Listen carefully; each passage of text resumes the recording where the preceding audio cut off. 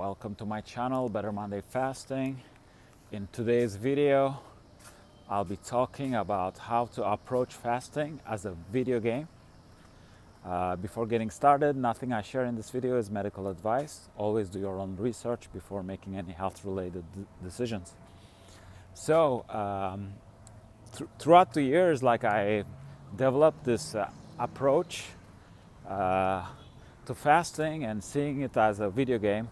So it's a lot of fun, and it keeps us motivated and organized to make progress.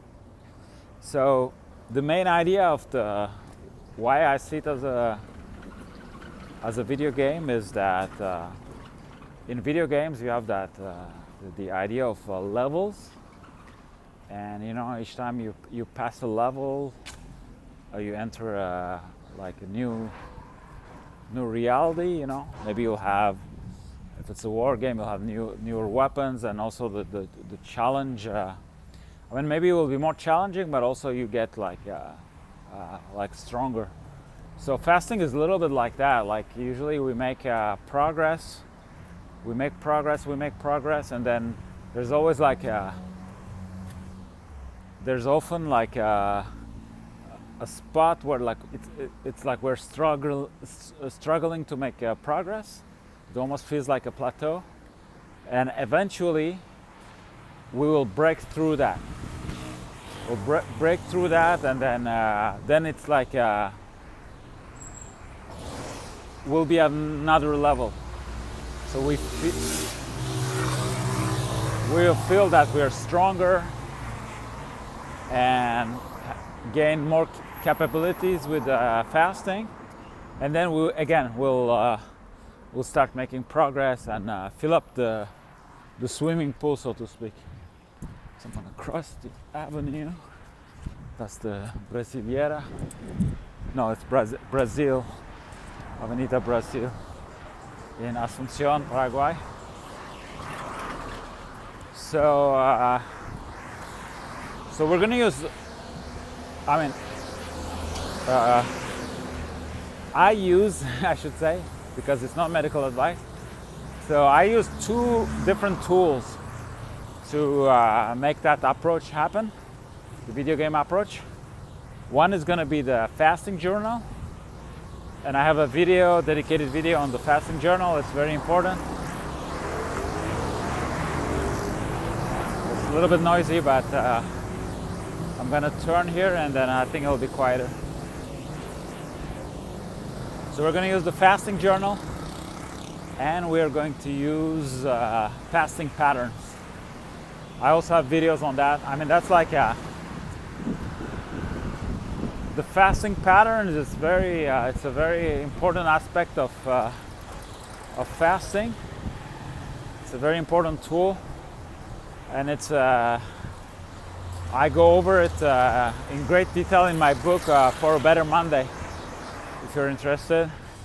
And fasting patterns are have a good grasp of fasting patterns and applying it on your fasting journey. That's what makes the difference between somebody that is just once in a while does a detox, and somebody who is integrates fasting as a lifestyle and makes progress and uses it as a master tool to solve many problems and become more resilient, more strong, better memory, better stamina, you name it.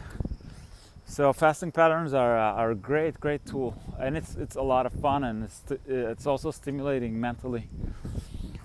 So ideally, before seeing the whole fasting thing as a video game, probably it's better to fast the initial fasting sessions that can be. It was my case. It was really my first fast was horrible. So it is possible that the first fasting sessions are very challenging, and you can encounter really strong symptoms. I don't know what's up today. It's really noisy, everyone. Yeah, the ambulance. So fasting, you can keep you from ending up in an ambulance. You know, that's my belief. No medical advice. I mean, for all the mechanical things, I mean, there's not, I mean, accidents and things like that, there's not much we can do with fasting, but for everything that is more, you know, biochemistry, yeah, I think we can prevent a lot of sickness with fasting. That's my belief. So once we have passed those like initial stages with fasting, like the ones that are can kind of be challenging, we're gonna plan our fasting sessions like we can do it in a weekly manner. So the important part is like to know where you're at. Like you kind of already know where your limits are and what kind of fast you can do without any effort. That's also actually, I said it, yeah, after passing the initial fasting sessions, but actually the first thing we should do when we decide to go on a fasting journey is to assess our current situation. And for that, I always, what I suggest is take a week and write down when you start eating your first bite of food, and when you stop eating. And that will give you your eating window, and the remaining time where you're not eating, that's your fasting window. And we are all fasting, even if we are not doing it consciously. It's that if you're sleeping 8 hours a day, at least you're fasting for 8 hours a day. So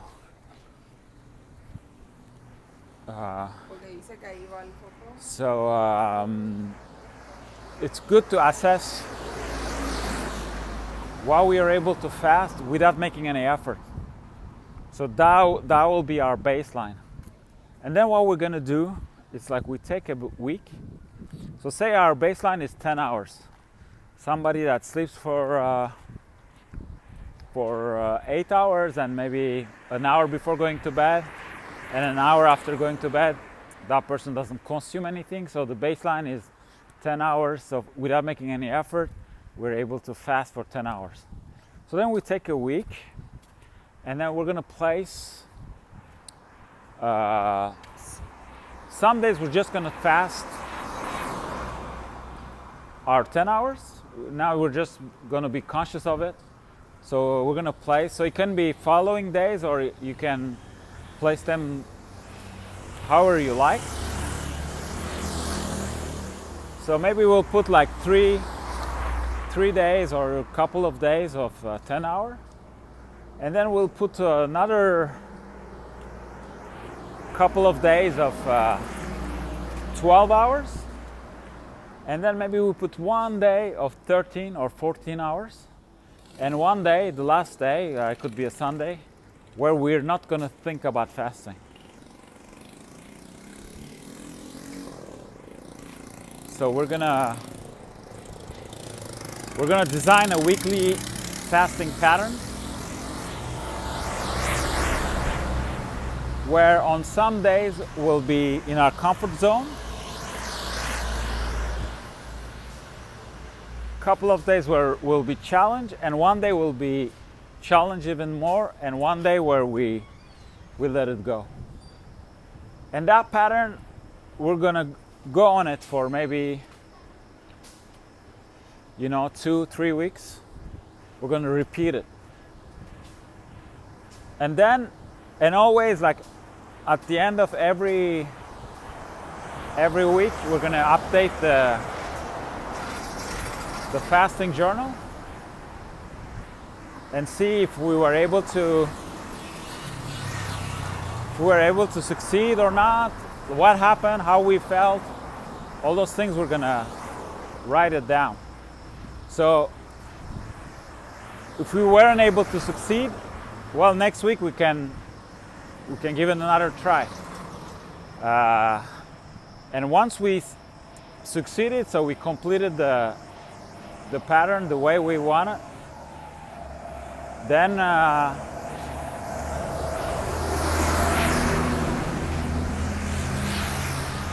it's a good idea to repeat it 2 or 3 weeks to consolidate, to consolidate the pattern.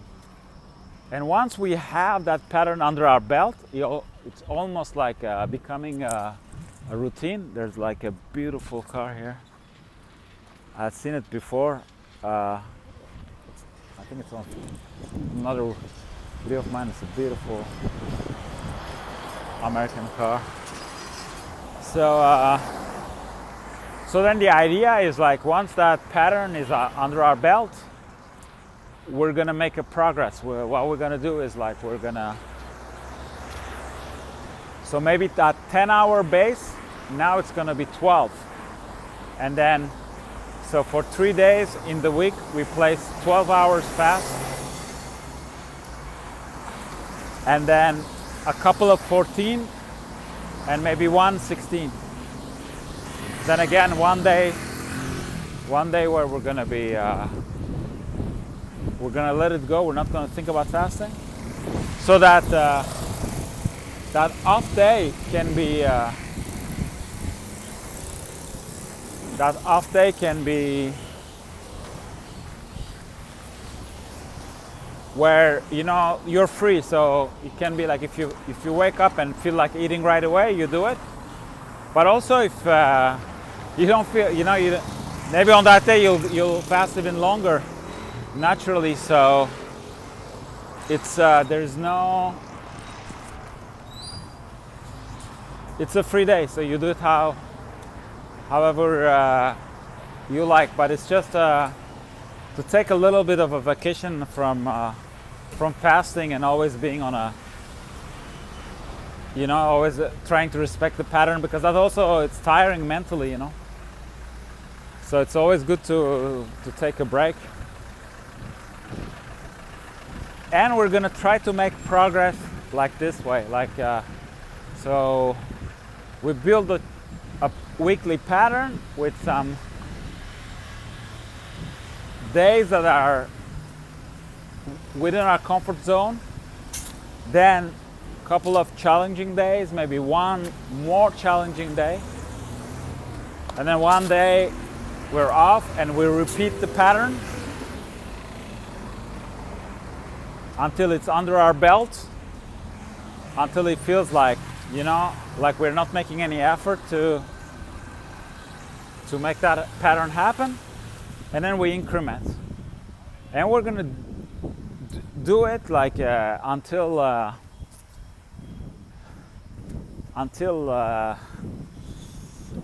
it gets old. That's the idea. Again, it's not medical advice. When I say we're gonna do it, like you do whatever you want, like do your own research. But that's how I do it. And we'll go like that, so it can be several months. If you get a good hang of it, maybe for several months you'll be increasing the day, and maybe you'll be able to go, maybe over 24 hours without eating. Like that's a big step. Like when you go to bed without eating, that's a big step in the fasting journey. But keep in mind that with fasting, we always, remember during the weekly pattern, we had a 1 day off. So that's good. But also sometimes when you've done like some fasting for several months and you've been challenging your body, sometimes it's also good to take a vacation from fasting, especially if it gets old. Like, if it gets old, either you challenge more to spice it up, or it could also be that the body is communicating you to, because like fasting is stress And then in terms to build like strength, to get stronger, you need to always rest from fasting. So that's valid for any fast. You know, if you fast, I don't know, 36 hours, it's good to recoup for at least 36 hours. You know, so that's valid for individual fasts, or with our fasting pattern to take one day off, to not think about fasting. All this is good. But in more like bigger scope of things, you know, if you've been very active with fasting for weeks, for months, sometimes it's also good to maybe for several weeks, you know, just be free, just like let it go. Don't think of patterns, fasting, and live as you wish. And chances are you'll be fasting like at least more than before, even without making an effort. And after a while, you know, you just relax, recoup, don't think about it. You miss, at one point you'll miss fasting probably, and then you come back at it with new plans, new goals, new. So that's really important, that like stress release. That's why like fasting is not a diet. It's not a diet, it's not you know, a good resolution in terms of like, in the sense that from now on I will always do that this way. It's not something like that. Like it's we got to be more flexible, observe what's going on, and be smart about it. That's why the journal is really good, because you can write down, you know, your pain points, the symptoms you're experiencing, your healing crisis, and the progress you're making. So you write down your hours and everything, and I always recommend to start the journal even before your fasting journey. That way you list all your pain points before starting, because once we start getting healthy, we tend to forget where we were, you know, and then, you know, we get used to it because we're doing better, but then it's our new reality. So at one point you might think, I don't know if this fasting thing is working really, you know, but then you read your pain points, all the things you were suffering from, like, then you're like, oh, okay, I may, like, then it's real, you know, like it's gonna be things like, oh, I had hemorrhoids and now I don't, or I had eczema, I don't, things like that, or, you know, I was feeling dizzy when waking up, now I don't. So the fasting journal has acts on different levels, you know, but it's really important. It's really important to keep track also, yeah, how many days you're fasting in a year, and like how many, those are all like good useful data. And it, like, all these approaches makes it fun. Like it's like a video game. We're making progress, we're going from one level to the next, and so that level thing, yeah, it's really the way I lived my fasting journey was always like that. Like you, once you start fasting, immediately you'll have some you'll see some positive changes and results, but there's always those like breakthrough moments. It's like, I always see it as like, you know, you fill up a pool, and once the pool is full, you will cascade into a bigger pool, and there are those like breakthrough moments, and then it's just like in a video game. You know, it's really like, maybe, you know, you're struggling with physical exercise, you know, like you couldn't go more than twice a week to the gym and stuff, but at one point you'll be able to go 5 times a week, and that will be your baseline. It's a little bit like things like that, or you'll gain flexibility, like with your body, like you'll be able to do things that you weren't able. And there's like those like breakthrough moments sometimes with digestion, you know, like now you get better digestion, and then it stays, you know, and then you build on top of it. So it's very encouraging journey. And if we see it as a video game, he helps us to keep things organized, and he makes it fun. It's not like because basically, like fasting in reality, it's the absence of activity, you know. But if you're in the mindset of like, okay, it's been 3 minutes, I stopped eating, what I do now, you know, like if you're, it's never, the time is never going to go by, you know. So that's why like it's very important to occupy the mind, especially there's like during those challenging moments where you'll be making progress and you'll have challenges. I mean,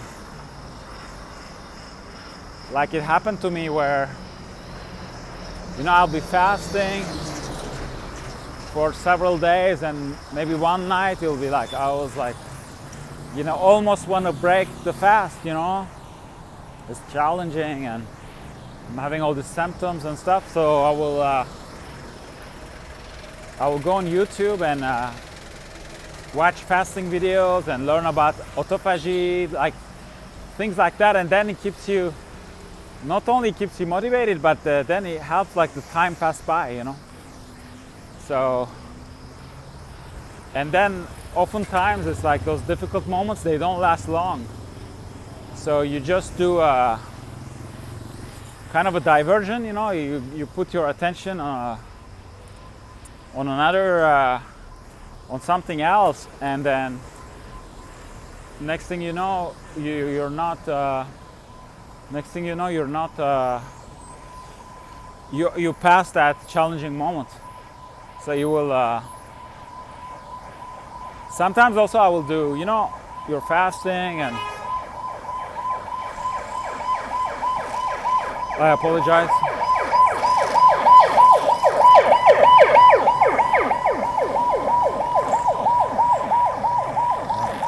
Wow, one more ambulance.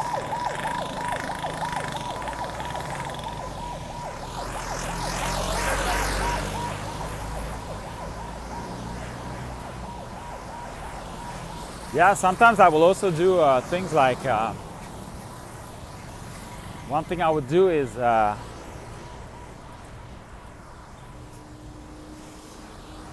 so even like on those longer fasts, so you cannot really sometimes go out if you're, I've been like fasting dry, so it kind of cuts you a little bit from social life. But I will go to a museum, you know, visit the museum. I will go to movie theater. I mean, anything that you can do that's gonna take, you know, like your attention away a little bit from fasting, and where your relationship to time is gonna be, I mean, time is gonna pass faster, you know. So, you know, you once you say, oh, I'm going to the movie, so you're gonna walk there or drive there, go to the movie's gonna last 2 hours. Time you come back home, well, you fasted like for 3-4 hours, you know. So that's also, those are like little techniques like to pass those difficult moments, because more the fasting is continuous, more you get like progress done. And sometimes it's on those challenging moments, it's better to bite the bullet so the body can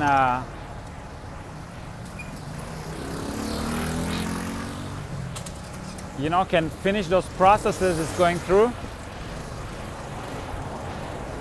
and not give up, you know. So then you continue. So you add up. It's like putting money in the bank of fasting.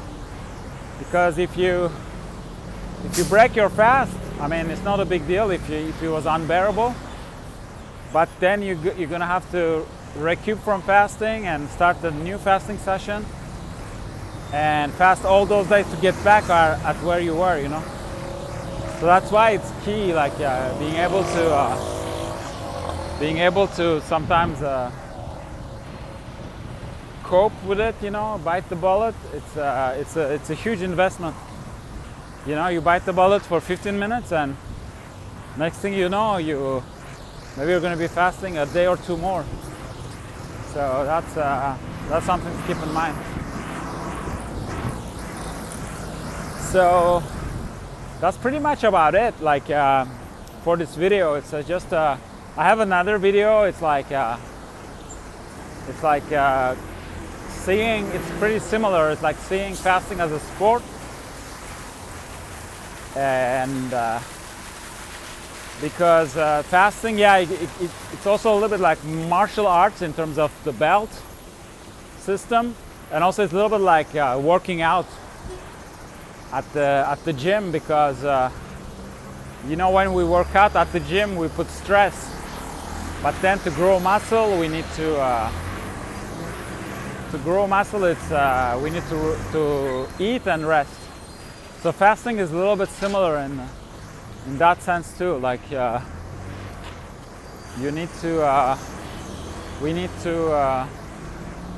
put to stress, so by not eating, but the complete fasting circle, it's not eating, breaking the fast, and then recuperating, you know, and that's where we'll feel the progress. So thank you for watching the video. So I have as I mentioned before, I have a book called For a Better Monday.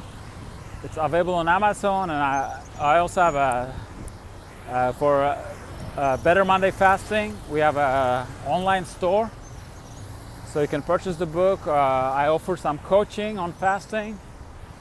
I also have a brand called YouthLyte, and we have a electrolyte powder that is specially designed for fasting. So it doesn't have any flavoring, doesn't have any sugar, doesn't have any additives. It works really well with fasting, keto, and carnivore diet. So I have that, and I am also a musician. It's not directly related to fasting, but fasting really helped my musical career and my being able to perform even though I'm almost 50. And I played in several bands, but like the one I'm active, it's called Black Sea Storm. And it's a project I started in 2002. So I have a whole bunch of albums on Spotify. I also have a YouTube channel. So yeah, if you want to check it out, those are my 3 outlets. So thank you for watching, and I hope to see you in another video soon. Thank you.